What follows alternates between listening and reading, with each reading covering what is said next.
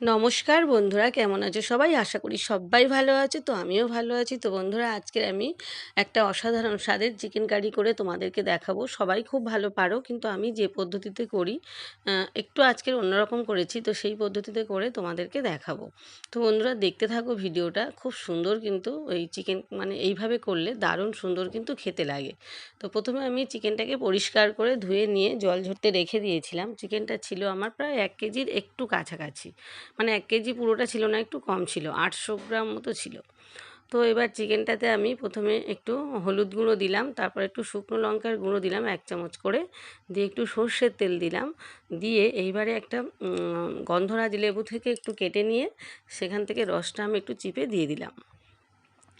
তোমরা চাইলে টক দইও দিতে পারো, কিন্তু আমি টক দই আজকে দিইনি। আজকে গন্ধরাজ লেবু একটু চিপে আমি এর সাথে দিয়ে দিলাম। দিয়ে খুব ভালো করে প্রতিটা মাংসের পিসের গায়ে কিন্তু খুব ভালো করে মাখিয়ে নেব। মাখিয়ে নিয়ে আমি এটাকে আধা ঘন্টা মতো রেস্টে রেখে দেবো। খুব ভালো করে কিন্তু মাখাচ্ছি, দেখো বন্ধুরা, প্রত্যেকটা মাংসের গায়ে যেন খুব ভালো করে ঘষে ঘষে লাগিয়ে দিচ্ছি। দিয়ে তারপরে আমি এটাকে ঢাকা দিয়ে আধা ঘন্টা মতো রেস্টে রেখে দেবো।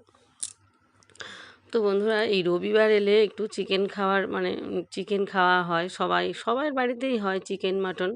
তো মাটনটা আমি খাই না, সেই জন্য মাটনটা খুব মাঝে মধ্যে হয়, খুব একটা কিন্তু মাটনটা আনে না। যেহেতু আমি চিকেনটা খাই, তো দুরকম করতে বন্ধুরা ভালো লাগে না সব সময়। তো মাটনটা আমার হাজব্যান্ড খুব ভালোবাসে, 2 মেয়েও ভালোবাসে, কিন্তু আমি খাই না। তো সেই জন্য যখনই মাটন আনে তখন আবার চিকেন আনতে হয় আমার জন্য। তো দুরকম করে করতে ভালো লাগে না সব সময়। তো সেই জন্য এই চিকেনটাই একসঙ্গে মিলে সবাই মিলে করা হয়।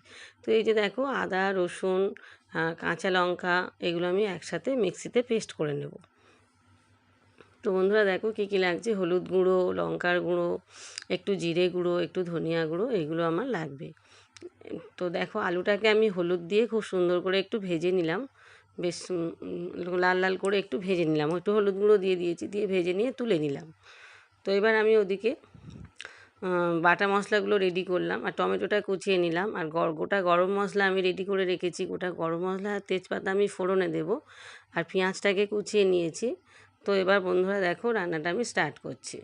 তো এবার এই যে আমি তেলের মধ্যে গোটা গরম মশলা দিয়ে দিলাম, এলাচ, লবঙ্গ, দারচিনি দিলাম, আর এবার তেজপাতা, 2টো তেজপাতা আমি ছিঁড়ে দিয়ে দিলাম মাঝখান থেকে।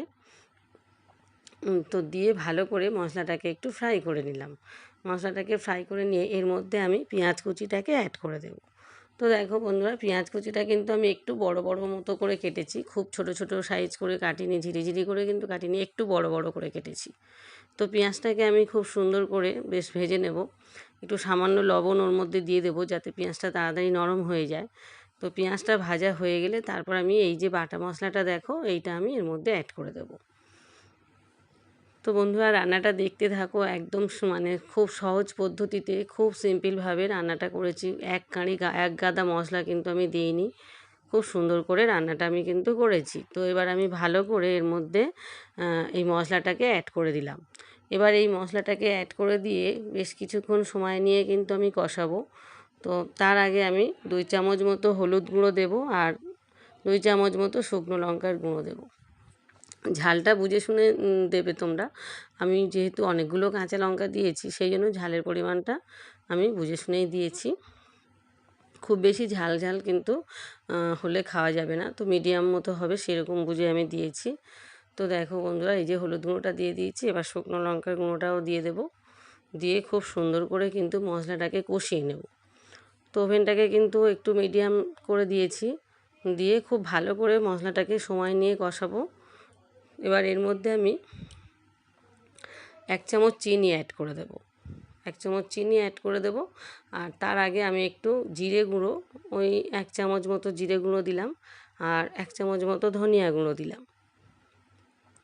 জিরে ধনিয়াটা কেউ চাইলে বেটেও দিতে পারো। তো আমার কাছে গোটা ছিল না বলে, তো সেই জন্য আমি গুঁড়ো মশলা ব্যবহার করলাম। গুঁড়ো দিলেও অসুবিধা নেই, টেস্ট একই রকম হয়। তো একটু বেটে দিলে আরও একটু অন্যরকম হয়, জিরে ধনিয়া একটু বেটে দিলে। তো আমার কাছে গোটা ছিল না বলেই আমি এই গুঁড়ো মশলার সাহায্য নিলাম। আর এই যে দেখো, আমি 1 চামচ চিনি এর মধ্যে অ্যাড করে দিলাম, দিয়ে ভালো করে এই যে মশলাটাকে কষিয়ে নিলাম। নিয়ে এইবার আমি এর মধ্যে আমি চিকেনটাকে, ওই যে ম্যারিনেট করা চিকেনটা ছিল সেটা আমি এর মধ্যে অ্যাড করে দেব। পাশেই গরম জল বসিয়ে দিয়েছি। তো তো এবার আমি এটাকে ভালো করে কষিয়ে নেব। চিকেনটাকে কষিয়ে নিয়ে এবার টমেটো কুচিটাকে আমি এর মধ্যে অ্যাড করে দিলাম। তো টমেটো কুচিটা অ্যাড করে দিয়ে খুব সুন্দর করে কিন্তু কষিয়ে নেব যতক্ষণ না টমেটোটা গলে যায়। অনেকক্ষণ ধরে কিন্তু কষাবো, কিছুটা সময় নিয়ে। আর ওভেনটাকে কিন্তু মিডিয়াম টু লো ফ্লেমে দেবো, কারণ খুব জোরে দিলে কিন্তু ভালো কষানো যায় না। আর এই টমেটোটা একদম গলে ওর সাথে মিশে যাবে, তখন আমার কষানো হয়ে যাবে। আর আলুটাকেও এর মধ্যে অ্যাড করে দিলাম। আলুটা ভাজা ছিল হলুদ দিয়ে।